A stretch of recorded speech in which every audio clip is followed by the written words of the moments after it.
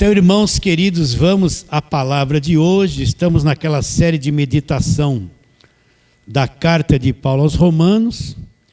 Então, vamos abrir a Bíblia em Romanos, capítulo de número 8. Nas últimas lives nós falamos do verso 33 e 34. Hoje vamos falar do verso 35 a 39. Romanos 8, versos 35 a 39. Vou ler.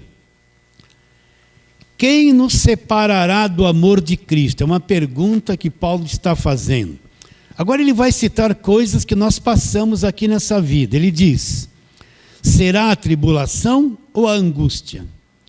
Ou perseguição, ou fome, ou nudez, ou perigo? Se fosse nos dias de hoje, seriam os revólveres e as metralhadoras, né? Naquele tempo era espada. Como está escrito, por amor de ti, somos entregues à morte o dia todo. Fomos considerados como ovelhas para o matadouro. Em todas essas coisas, porém, somos mais do que vencedores. O que nós somos? Mais do que vencedores por meio daquele que nos amou. Porque eu estou bem certo de que nem morte, nem vida, nem anjos, nem principados, nem potestades, nem coisas do presente, nem do porvir, nem os poderes, nem altura, nem profundidade, nem qualquer outra criatura poderá separar-nos do amor de Deus, que está onde? Aonde está o amor de Deus? Em tudo? Não, o amor de Deus está em Cristo Jesus. Então eu só vou encontrar o amor de Deus nessa condição, em Cristo Jesus. Então, por que estamos meditando carta de Paulo aos Romanos? Porque se eu quiser entender o Evangelho, eu preciso compreender o que é a carta de Paulo aos Romanos.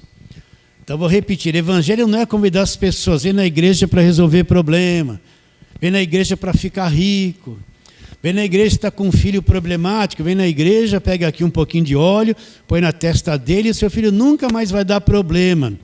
Ah, você é empresário, você está apertado financeiramente, vem aqui na corrente dos empresários, fazer aqui uns votos que a sua empresa vai se levantar.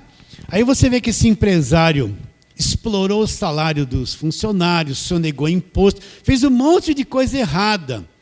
Mas só uma corrente que ele vai fazer, ele vai ficar rico, vai levantar a empresa.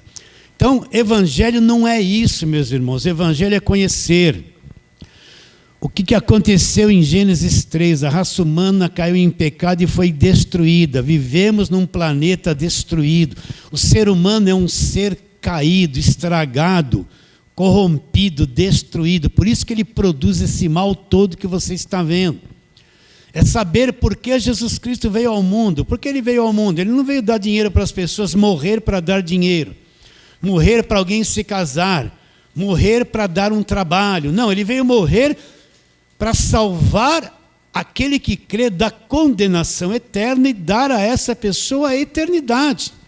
Teve que morrer na cruz, e o que ele fez na cruz, tudo foi dado para aquele que crê gratuitamente. Nos libertou do império das trevas, nos salvou, nos redimiu. E aí eu vou tendo uma visão do que é o Evangelho. Tudo isso nos foi dado gratuitamente. O homem não tem participação nisso. Então estamos meditando em carta de Paulo aos Romanos. Por quê? Para compreendermos o que é Evangelho. O que é o Evangelho? Está bem claro isso na sua mente? Agora eu tenho que entender que Evangelho não é Velho Testamento.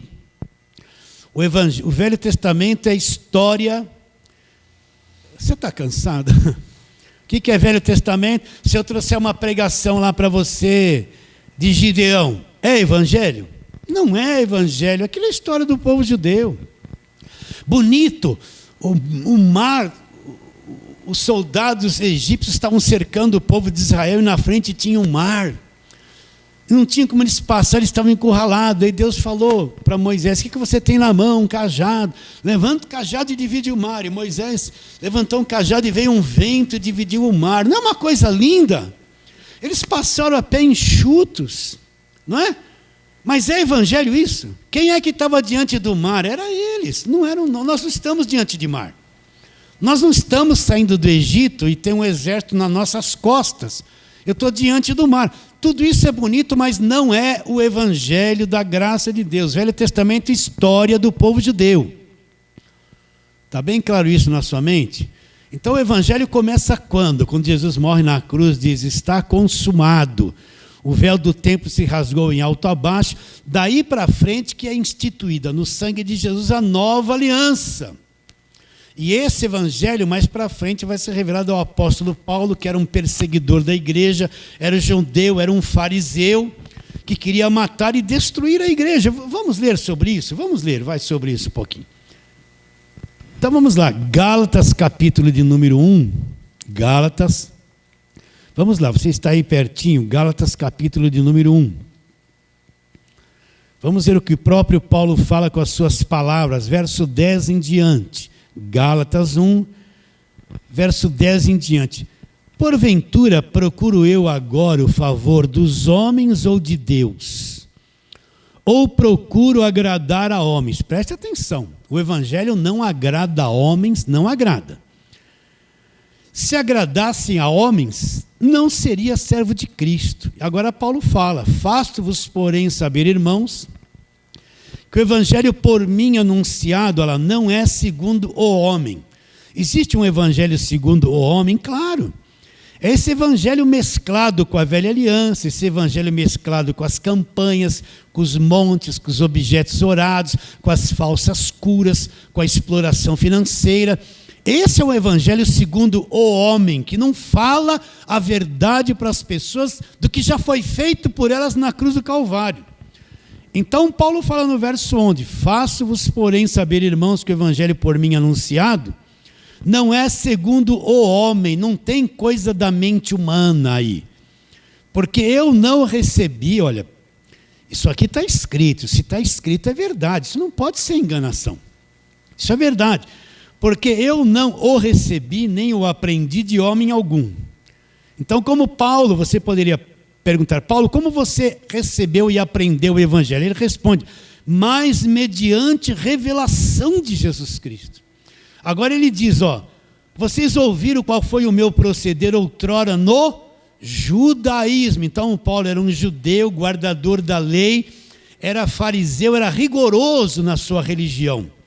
Porque ouvistes qual foi o meu proceder outrora no judaísmo. O que ele fazia com a igreja? Como sobremaneira perseguia eu a igreja e a devastava. E na minha nação, quanto ao judaísmo, avantajava-me a muitos da minha idade, sendo extremamente zeloso das tradições de meu pai. Quando, porém, o que me separou antes de eu nascer, e me chamou pela sua graça, aprove revelar seu filho em mim. Para aí, então o que Paulo está dizendo? Ele era um judeu, perseguidor da igreja, devastava a igreja, mas um dia ali em Atos 9, ele teve um encontro com Jesus Cristo, e a partir dali, Jesus Cristo, o próprio Jesus Cristo, começou a revelar o evangelho da graça para ele. Eu tenho que falar a mesma coisa. Você vai ver Pedro dizendo, homens santos falaram da parte de Deus, inspirados pelo Espírito Santo. De fato, toda a Bíblia é inspirada pelo Espírito Santo. Foram homens santos que tiveram inspirações e falaram da parte de Deus. Uma coisa é ser inspirado. Inspiração tem um pouco das emoções do homem, do lado humano. É bom ser inspirado? É bom. Mas revelação não é inspiração.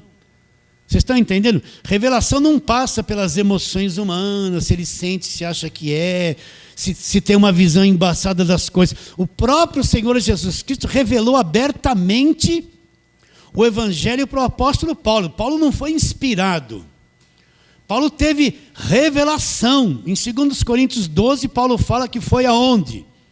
Até o terceiro céu. Não sabe se foi no corpo ou fora do corpo.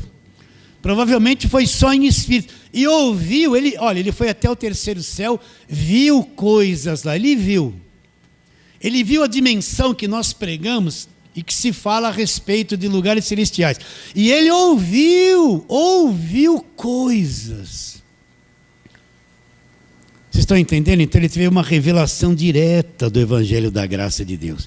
Por isso que para mim entender o Evangelho da Graça de Deus, eu tenho que saber que a velha aliança acabou na cruz, o fim da lei é a cruz de Cristo, que foi instituída no sangue de Jesus uma nova aliança, e o principal apóstolo foi Paulo, a quem Deus revelou direto, Jesus revelou direto o Evangelho da Graça de Deus.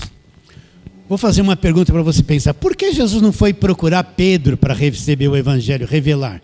Pedro já era apóstolo, a igreja já existia um bom tempo. Por que não foi procurar João, que andou, que reclinava a cabeça no peito de Jesus, que é chamado no meio evangélico de apóstolo do amor?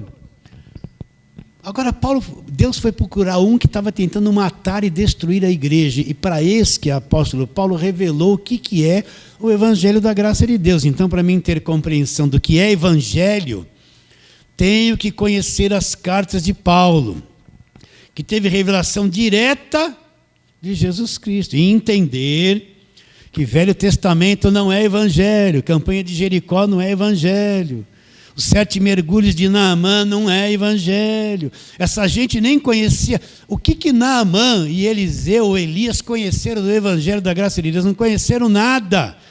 Eles viveram num tempo longe da revelação do Evangelho da Graça de Deus. Eram homens de Deus? Era a palavra de Deus? Sim. Mas o Evangelho começa aonde?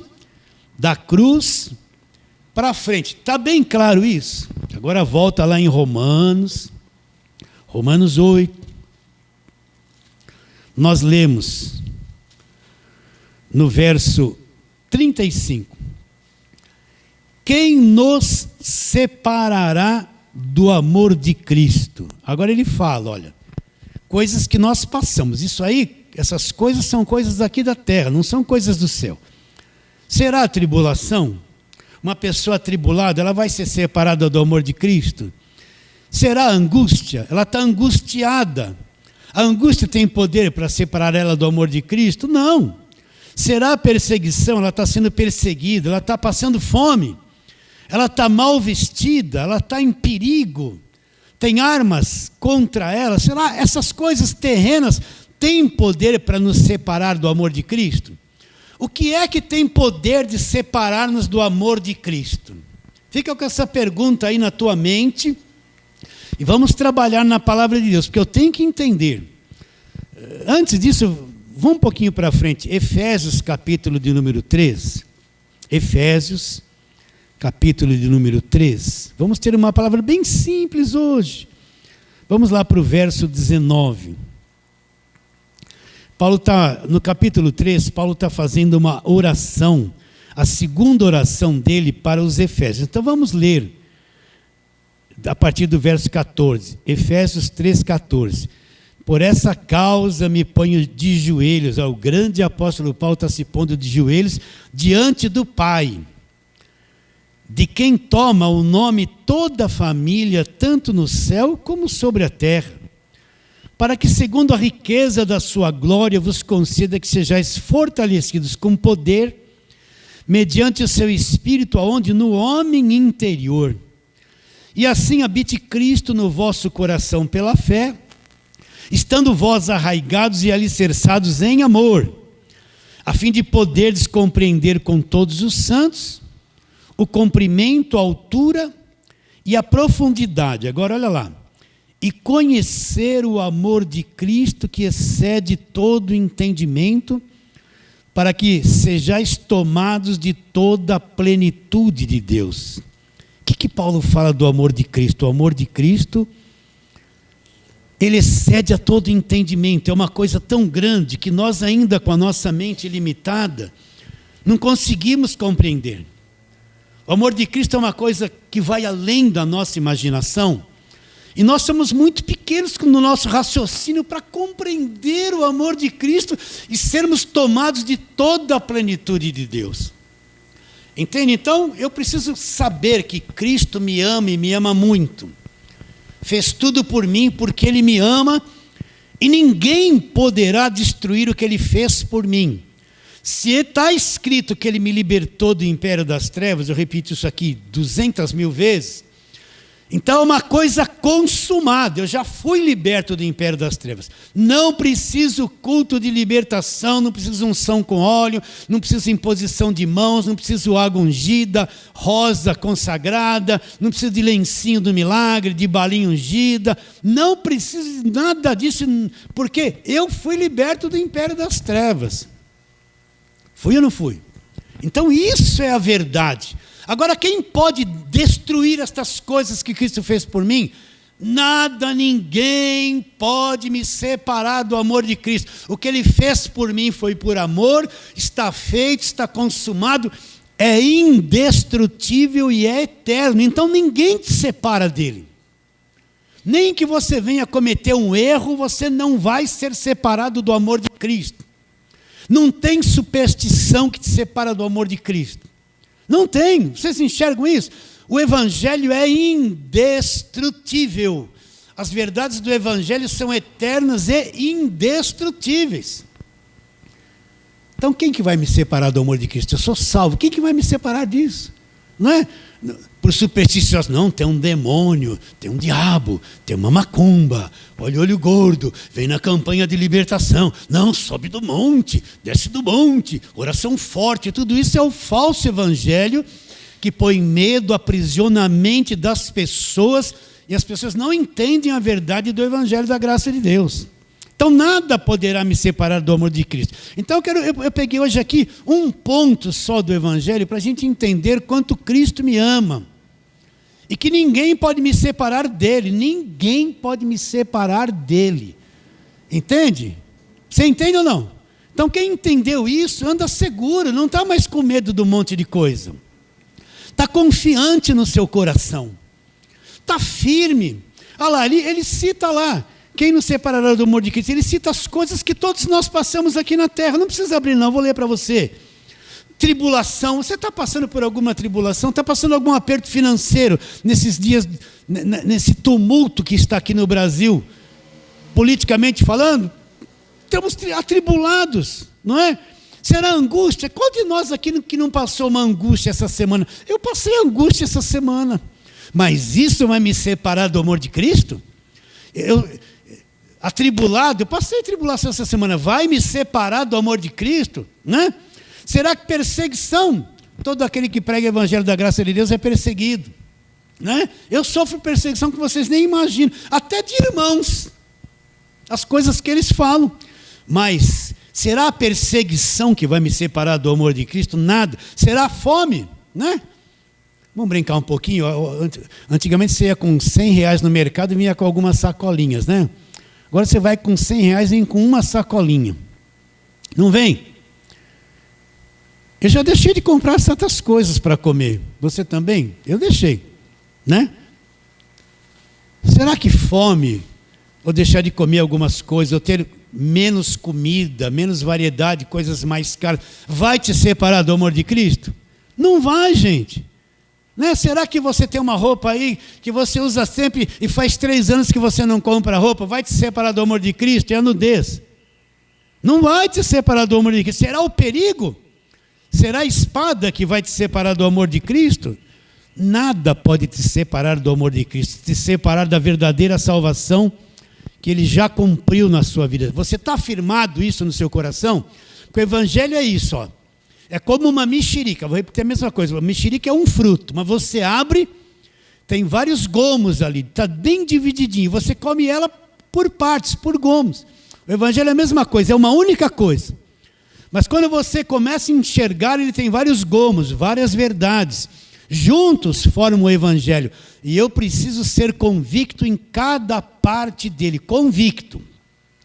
Eu tenho que ser convicto que eu sou salvo, não perco a salvação, liberto do império das trevas, não tenho mais condenação, sou reconciliado, sou templo do Espírito Santo. Eu tenho que conhecer todas as verdades do Evangelho firmadas dentro de mim e ter convicção. A convicção não nasce em um dia, ela nasce pelo esforço, ir ouvindo, repetindo, até que ela se enraize e eu me torno uma pessoa indestrutível na fé convicta. Então eu preciso ter essa convicção e essas verdades arraigadas dentro do meu coração. Você entende isso? Entende ou não?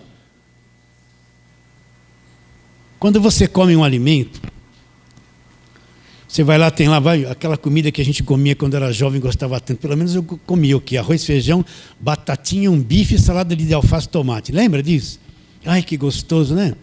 Quando você come a comida, o que acontece com a comida? Ela cai aqui na tua indústria, vai fazer a digestão. E a tua indústria aqui já tem máquinas, instrumentos preparados para pegar os nutrientes todos, faz um metabolismo todo, e aquela comida se transforma no teu próprio sangue. Sim ou não? Aquela comida se torna carne da tua carne.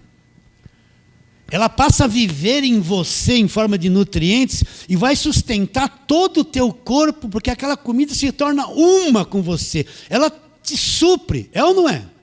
Aquela batatinha, aquele feijão se torna a tua carne. O excesso vai embora, mas não se torna você? Se torna você. É isso que o evangelho tem que ser na sua vida. É um alimento que você come e ele vai se tornar em você. Por isso que eu falo em convicção. A convicção é uma coisa que cresce em você. Você comeu o evangelho, comeu. Aquilo faz parte, é tua vida agora. Você é convicto. Ninguém te rouba a convicção. A convicção, um homem convicto, uma mulher convicta são pessoas indestrutíveis, não se deixam mover. O que não é convicto, com o tempo ele é levado. Ele cai de roldão, ele é levado. Ele é levado, já não é mais a mesma coisa. Mas o convicto é firme, é maduro. Passe o que passar, não perde aquilo que foi posto dentro dele. Então o evangelho precisa ser isso dentro de nós. Então vamos em frente. Peguei aqui uma verdade do evangelho, que prova o amor de Deus e que estas coisas são indestrutíveis. Vamos lá, Atos capítulo 20, um verso que nós vimos aqui esses dias bastante. Atos 20, 28, né? Então, Paulo está falando com os presbíteros, os bispos da igreja de Éfeso. Paulo vai para Jerusalém. Lá em Jerusalém ele vai ser preso, vai para a cadeia, vai até Roma, vai ficar anos na prisão. De lá que ele vai escrever algumas cartas que nós estudamos aqui. Então ele está dando orientação para os bispos da igreja de Éfeso. Ele diz assim no verso 28, leia com calma junto comigo. Atendei por vós. Então primeiro os bispos tinham que atender por ele, tomar cuidado, ficar firme, amadurecer na palavra, porque eles teriam uma responsabilidade, e por todo o rebanho, sobre qual o Espírito Santo vos constituiu bispos. Para fazer o quê? Pastoreardes a igreja de Deus, a qual ele comprou com seu próprio sangue. O que é pastorear a igreja de Deus? É o pastor ser dono das pessoas? Olhar quem tem mais dinheiro, quem tem menos dinheiro, é isso? É controlar a vida das pessoas? É fazer a acepção das pessoas. Bom, esse tem mais dinheiro, vem tocar, vem fazer isso. Não, mais pobrezinho, joga ele lá no fundo, né? É explorar alguém? Isso é pastorear a igreja? Não. O que é pastorear a igreja? Primeira coisa, você não se torna pastor em 1 minuto, gente. Você não conhece o Evangelho da Graça de Deus só porque você está lá 1 mês. Está lá 1 ano. Eu canto. Tem muita gente que canta que não sabe nada do Evangelho da Graça de Deus. Não sabe nem falar no microfone. O que é pastorear a igreja de Deus? É dar uma educação na verdade. É dar o alimento certo. O pastor tem a finalidade de construir a vida interior da pessoa. A pessoa é salva, ela não sabe de nada. Como é que ela vai crescer no espírito por dentro agora? Com o alimento certo. Então, pastorear é lidar com as pessoas, não para explorar, mandar na vida delas, fazê-las de massa, de manobra, conforme você está vendo na política nos dias de hoje, não é? Explorar essa gente, fazer elas acreditarem em coisas para o seu próprio benefício, não para o benefício da verdade do Evangelho da Graça de Deus. Isso não é pastorear, isso é escravidão. Pastorear a igreja, primeiro, é fundamentar a fé da pessoa na verdade, mostrar a verdade para ela, construir dentro dela um conhecimento dentro da verdade que a torne livre, sem peso, sem condenação. É construir na mente e no coração de cada um a mentalidade do Evangelho, a liberdade do Evangelho, o poder do Evangelho, a salvação do Evangelho, para essas pessoas terem saúde. O que é uma criança sem saúde? Primeiro, não se alimentou bem, toda hora está resfriado, toda hora tem uma dor de barriga, toda hora está com a garganta inflamada, toda hora está com tosse. Quando você vai ver, dentro dela, ela está desnutrida. Agora, uma ovelha bem cuidada, bem ensinada, ela vai ter saúde, ela não vai pegar toda hora está com tosse, toda hora está com dor de garganta.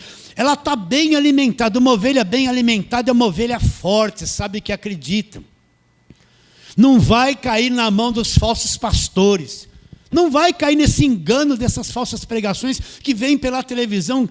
Não vai cair na mão dos pastores mercenários que são políticos. Não vai cair, gente. Ela sabe discernir o que é, o que não é, porque ela está com saúde. Posso falar uma coisa, pessoal? Eu tenho lá meu neto, o Yuri, vocês conhecem, né?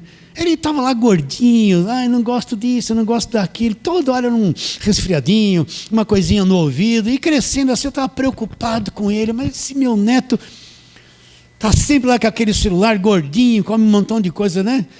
Cheio de, não gosto disso, não gosto daquilo. Nosso milagre aconteceu na vida dele.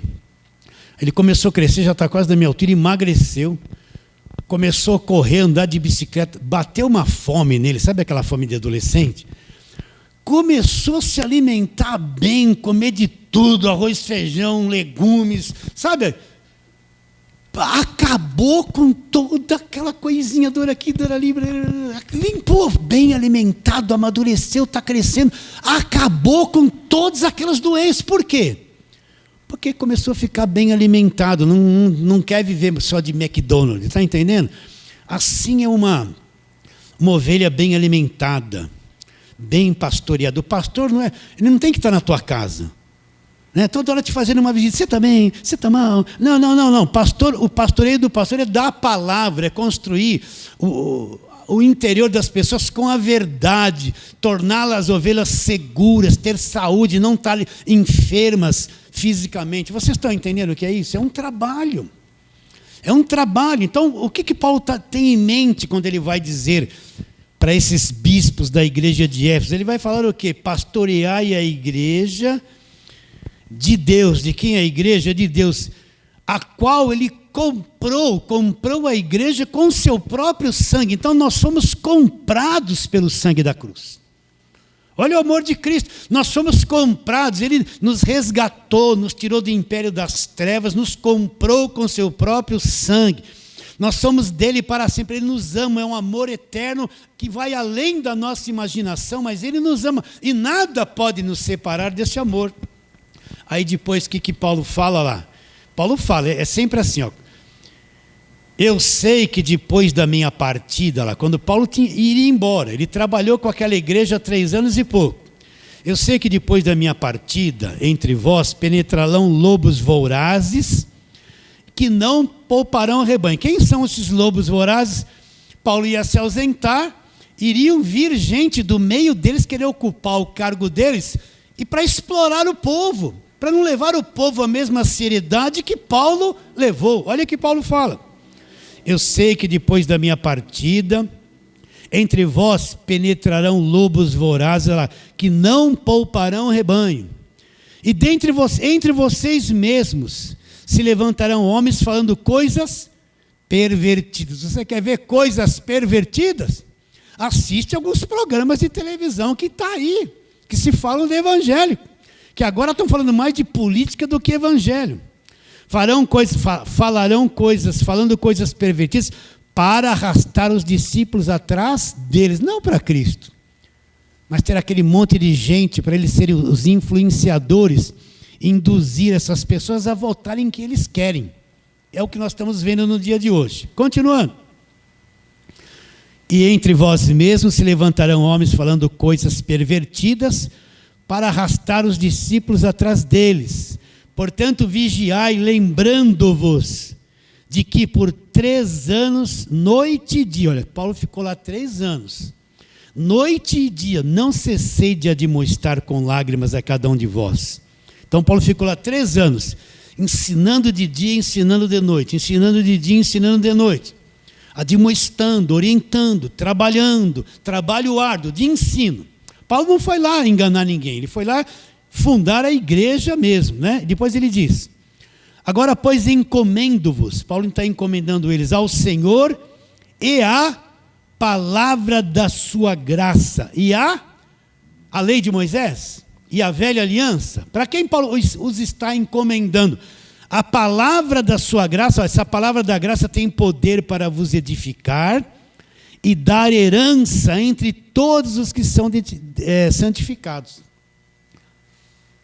Então Paulo ficou 3 anos, noite e dia, trabalhando com aquelas pessoas, encomendou eles a palavra da graça para que eles fossem edificados. Mas a tônica é o verso 28. Para pastoreardes a igreja de Deus. A igreja é de quem? De Deus. A igreja não é do pastor, gente. A igreja não é da família do pastor. O pastor vai pôr o filho como vice-presidente da igreja. A igreja não é da família do pastor, nem do filho que é vice-presidente. Você olha uma igreja hoje em dia, desculpa eu falar isso. Você olha lá, está o pastor, a esposa, o filho.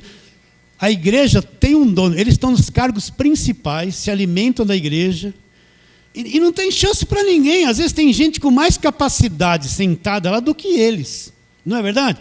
Mas porque é filho do pastor, porque é a esposa do pastor, porque é o neto do pastor, porque é o genro do pastor, porque é o sogro do pastor. A família toda é dona da igreja.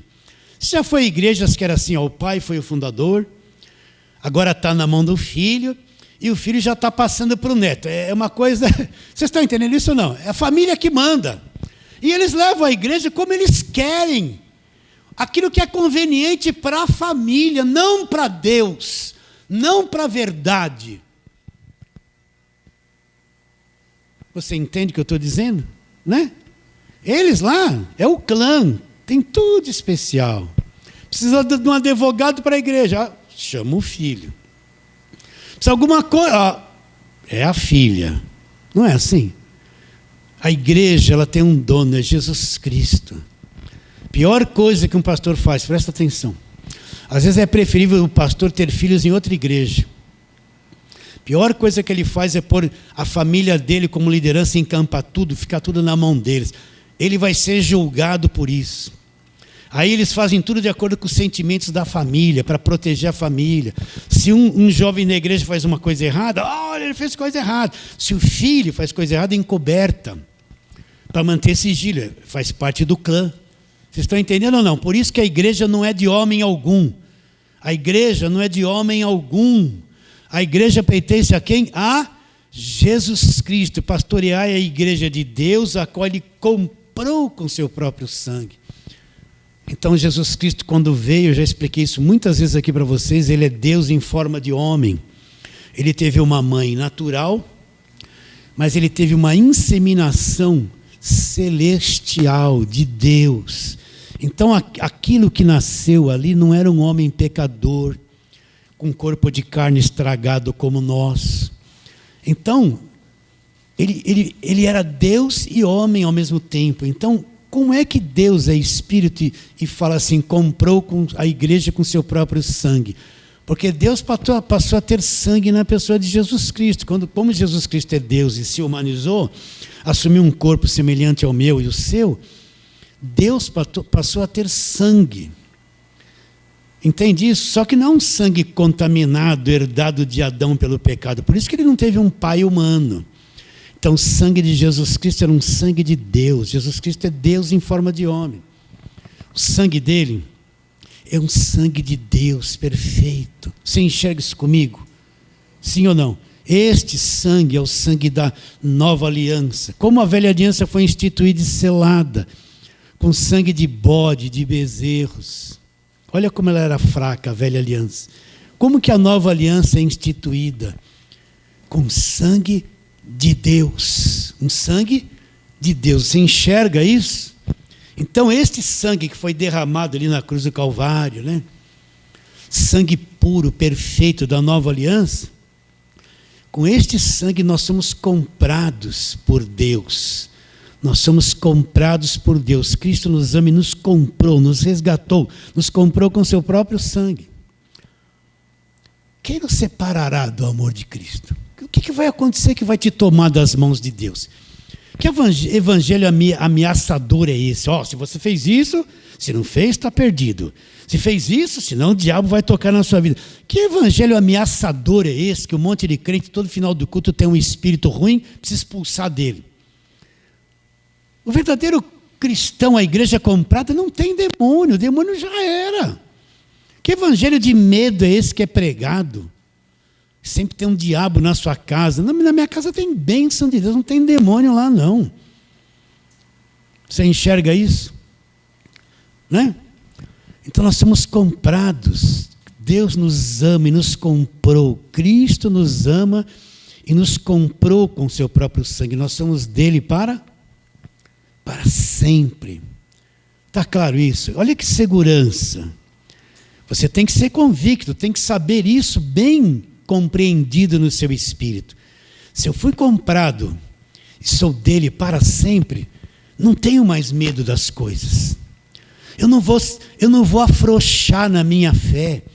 Eu vou me agarrar nessa verdade, vou me reunir com pessoas que creem desta forma. Não vou me reunir com quem nega essas verdades, porque eles vão pregar legalismo, o Velho Testamento, tirar você da fé verdadeira. Vou me reunir com pessoas que creem como eu, me agarrar nessa verdade, ser convicto. Ser convicto, isso é uma segurança para mim. Fui comprado pelo sangue da sua cruz, fui comprado. Porque ele me ama, e quem vai me separar disso? Vamos em frente. Primeira carta de Paulo aos Coríntios, Atos, Romanos, 1 Coríntios capítulo 6.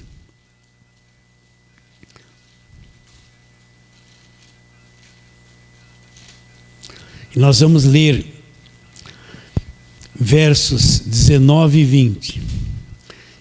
Do verso 12 em diante, Paulo está explicando, na igreja de Corinto tinha muito problema de sensualidade.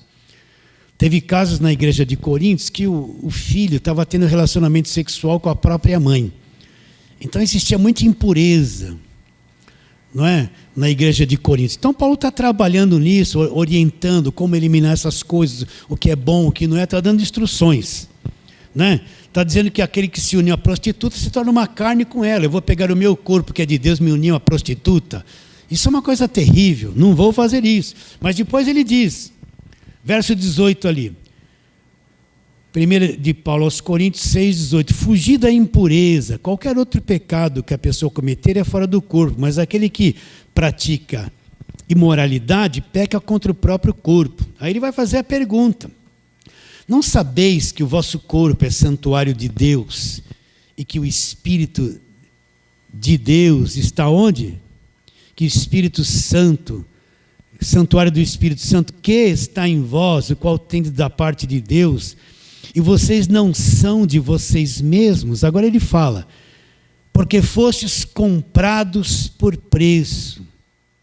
Glorificai, pois, a Deus no vosso corpo. Por isso que nós temos que ter uma vida limpa, longe de prostituição, longe de coisa errada. Glorificar a Deus no nosso corpo, não entregar o nosso corpo à devassidão do pecado que existe por aí, não é? Deus nos libertou de tudo, nos libertou. Mas eu tenho que ter um domínio, uma disciplina no meu corpo para não me soltar a fazer coisas erradas. E depois Paulo fala o quê? Por preço vocês foram comprados. Qual o preço que foi pago por cada um de nós? Aquele sangue derramado pelo Senhor Jesus na cruz do Calvário. Sim ou não? Vamos um pouquinho mais para frente. Capítulo 6. Nós estamos no capítulo 6 de Coríntios, capítulo 7. Capítulo seguinte. Vamos lá para o verso 23. Não é? Vamos ler o 20 para você ter entendimento sobre isso. Cada um permaneça na vocação em que foi chamado. Fosse chamado sendo escravo, não te preocupes com isso, mas se ainda podes tornar-te livre, aproveita a oportunidade. Porque o que foi chamado no Senhor sendo escravo é liberto do Senhor.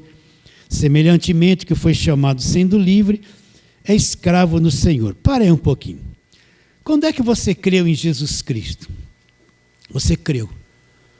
Então você não entende nada do Evangelho da graça de Deus. Você foi chamado, creu. Não tente mudar nada. Você vai entrar numa igreja que vão falar assim para você: não pode, não pode, não pode, pode, não pode. Já vão te enclausurar num cativeiro. Ah, você trabalha ali. Não, não pode. Aquela empresa fabrica papel que vai enrolar o cigarro. Já começa a atormentar o crente novo. Você foi chamado, você é um escravo, não se preocupe com isso, você é um liberto do Senhor. Se você puder ficar livre, não tente mudar tudo, brigar. Você foi chamado numa situação, calma, não comece a se desesperar. Não deixa a religião fazer a tua cabeça, você tem que largar tudo, né? Entende? A esposa encontrou Jesus, o marido não é crente, vai lá o falso pastor, não, larga, ele dá das trevas. Não larga nada, não faça nada de errado, gente. Se você foi chamado no decorrer do tempo, Deus vai te dar sabedoria, como contornar, como curar a situação. Algumas coisas levam tempo. Não tente mudar nada por você mesmo, é Deus que vai mudar. Você tem que ter sabedoria e paciência. Aí depois ele diz, verso 23, por preço fostes comprados, não vos torneis escravos de homens, né? Entende? Então nós somos comprados por preço, nós não vos torneis escravos de homem. Se tem uma coisa que nós temos que saber é o seguinte: você não é escravo de nenhum pastor, você não é meu escravo, você não pode ser escravo de apóstolo, de liderança, de ninguém, porque tudo na igreja é feito voluntariamente, dentro da liberdade que o Evangelho da graça de Deus nos deu. Você não pode ser escravo de pastor, de missionário, gente que vem mandar na tua vida te controlar. Nós não somos escravos de homem. Por isso que todo líder tem que falar a verdade com as pessoas. Não enganá-las em doutrinas pessoais. Por preço fostes comprados, não vos torneis o quê? Escravos de homens. Não vos torneis escravos de homens. Vamos lá para Efésios agora, vai para frente. Efésios capítulo de número 1. Tem uma coisa linda aqui. Uma coisa linda que Paulo escreveu. Efésios capítulo 1, depois ele falar sobre a predestinação, a redenção, o louvor da glória da sua graça, centralizar todas as coisas em Cristo. Ele fala no verso 11, ele fala isso aqui. Efésios 1, 11. Nele digo, em Cristo digo, no qual fomos também feitos herança, predestinados segundo o propósito daquele que faz todas as coisas conforme o conselho da sua vontade. O que Paulo disse aqui? Que nós, através daquele sangue derramado, nós somos feitos por Deus uma herança para Deus. Nós fomos feitos heranças, comprados pelo sangue da cruz. A pergunta que nós estamos falando é essa: quem nos separará do amor de Cristo? O que pode nos separar? Você entende como a salvação é uma coisa segura? Sim ou não? Nós nunca vamos nos perder. Nós nunca vamos perder a salvação. Não tem nada que se levante que me separe de Deus. Não tem poder alguma, espiritual ou material, que tenha poder para desfazer estas verdades do Evangelho da graça de Deus. Você está garantido para sempre, nunca vai perder aquilo que Deus te deu gratuitamente. Agora fala isso para quem está debaixo de lei: olha, eu nunca vou me perder, a salvação não se perde. Ele vai olhar para você e falar que é heresia. Perde sim. Olha, se você cometer isso, se você cometer essa falha. Ele não tem noção do que foi feito na cruz. Não tem noção do que é comprado, o que é ser comprado pelo sangue da cruz. Ele não tem noção, ele vive em ameaça de perda de salvação o tempo todo. O tempo todo.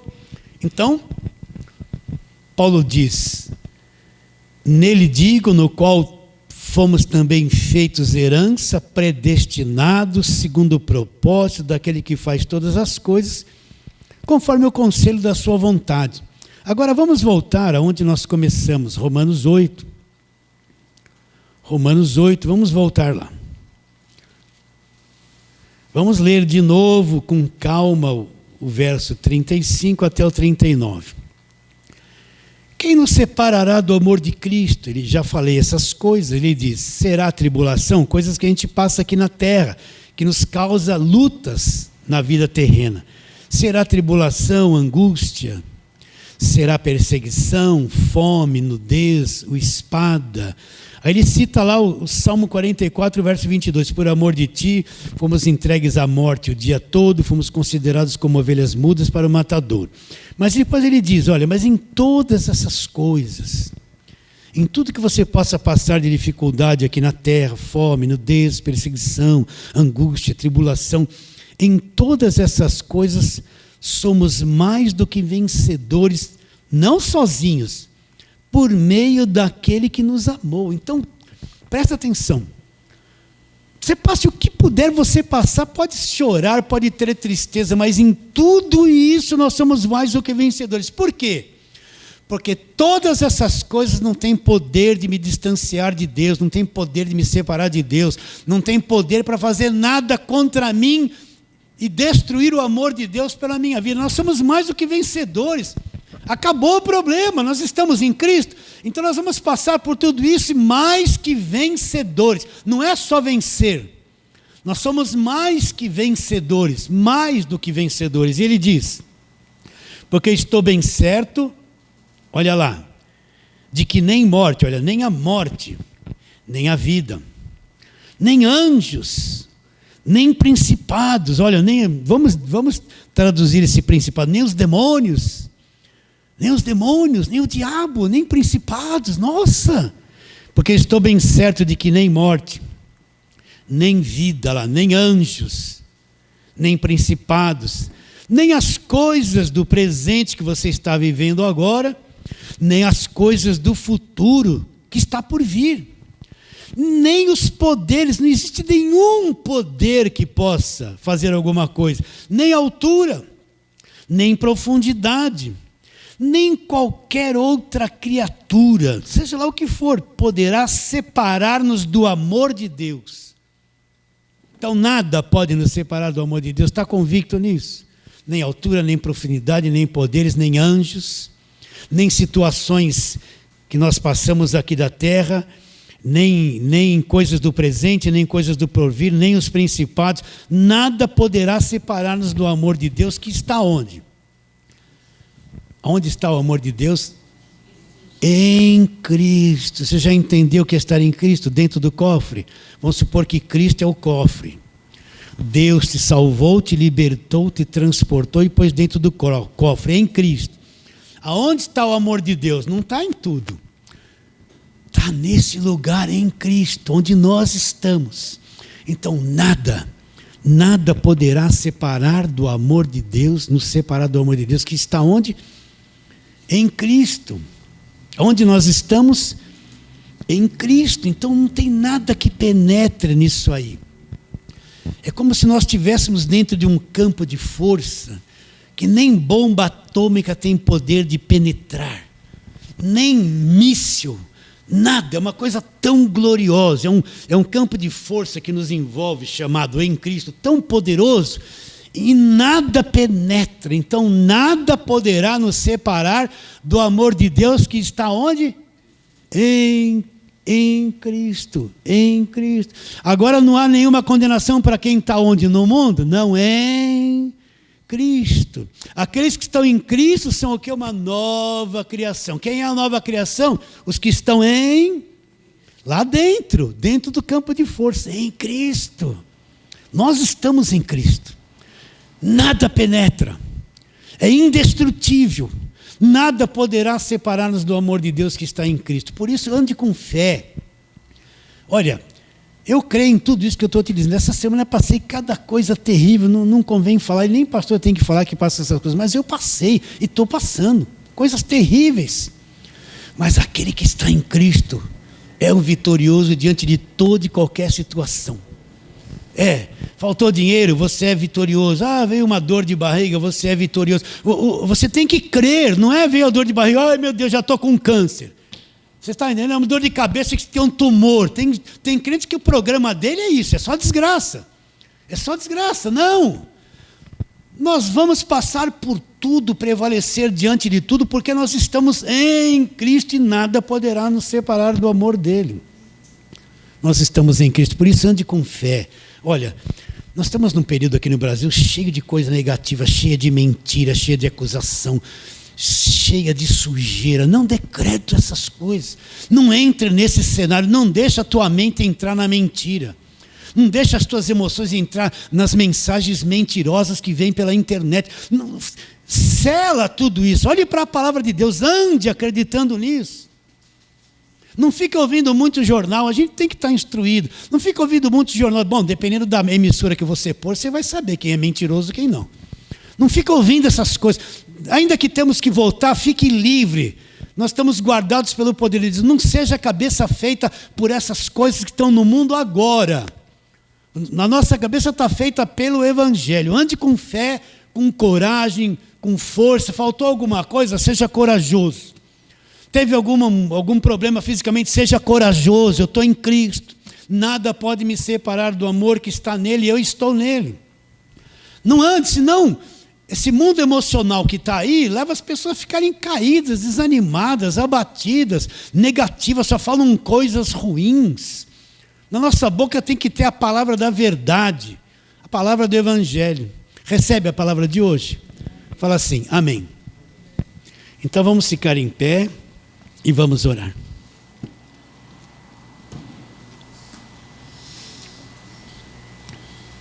Nós somos traídos pela nossa boca, queridos. Você fica ouvindo coisas, daqui a pouco está falando as mesmas coisas que nem um papagaio, repetindo.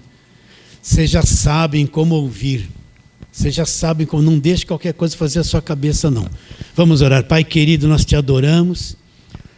E a tua palavra, ela é a verdade. E ela penetra dentro de cada um de nós, divide alma e espírito. E nós temos plena certeza que essa semente, que é a tua palavra, vai produzir o fruto. E nós que estamos aqui, em todos aqueles irmãos preciosos lá da internet, alcance a vida deles, que o entendimento deles seja aberto no dia de hoje, de muitos, de centenas. E teremos uma semana de fé, de coragem, de muita bênção, e oramos pela fé em nome de Jesus. Fale assim, amém.